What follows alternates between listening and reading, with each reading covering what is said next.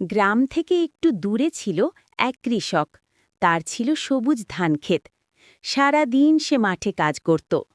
ধানগুলো যখন আস্তে আস্তে পেকে উঠছে, তখন তার মুখে হাসি ফুটে উঠেছিল।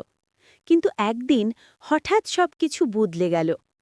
সন্ধে নামতেই আকাশ ভরে গেল ঝাঁক ঝাঁক বাদুড়ে। তারা এসে রবিনের ধান খেতে আক্রমণ করল।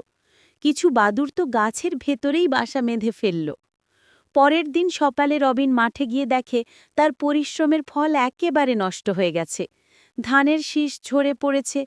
সে মাঠের মাঝখানে বসে মাথায় হাত দিয়ে টানতে লাগল। কিন্তু রবিন হাল ছাড়ল না। বাজারে গিয়ে সে বিশেষ জৈব ওষুধ আর পোকামাকড় তাড়ানোর ওষুধ কিনে আনল। সন্ধে নামতেই সে মাঠে ওষুধ ছিটিয়ে দিল। চারপাশে ধোঁয়া ছড়াল। দুদিনের মধ্যেই বাদুড়েরা পালিয়ে গেল। ধান গাছগুলো আবার মাথা তুলে দাঁড়াল।